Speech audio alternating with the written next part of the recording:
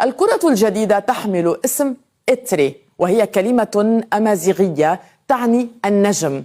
في كل بطولة كبرى تكون الإشارات الأولى كاشفة لما ينتظر الجماهير، لكن هذه المرة لم تأتي البداية من الملاعب أو قوائم المنتخبات، وإنما من إعلان الكرة الرسمية لكأس أفريقيا 2025، خطوة تحمل أبعادا تتجاوز الجانب الرياضي، فهي تقدم تصورا بصريا لهوية البطولة، تعكس كيف يريد البلد المنظم أن يقدم نفسه أمام القارة والعالم.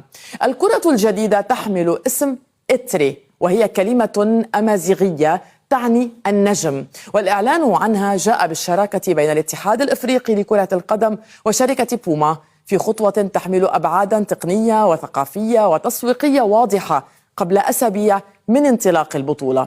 التصميم يقدم هذه العناصر في إطار بصري معاصر يراعي البعد القاري للبطولة، كما أن كل عنصر في الشكل يعكس جانبا من البطولة، سواء من حيث البعد التنافسي أو من الجانب الثقافي. من الناحية التقنية فإتري مبنية على نموذج الكرة أوربيتا 6 التي طورها بوما. هذه التقنية تضمن ثبات الكرة في الهواء ودقة في التمرير والتسديد، وهي نفس المعايير المعتمدة في البطولات الأوروبية. إطلاق الكرة في هذا التوقيت يسبق قرعة البطولة، يعتبر خطوة رمزية لبداية العد التنازلي للحدث القاري. هذا النوع من الإعلانات لا يقتصر على الوظيفة الرياضية، بل يدخل في إطار الاستعدادات التنظيمية والترويجية، ويهدف أيضا إلى ترسيخ صورة البطولة في أذهان المتابعين.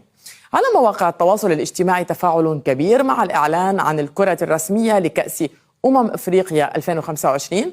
الصحفي الأفريقي جون لاوزي يعلق: إتري ترمز إلى وحدة وشغف كرة القدم الإفريقية في جميع أنحاء القارة.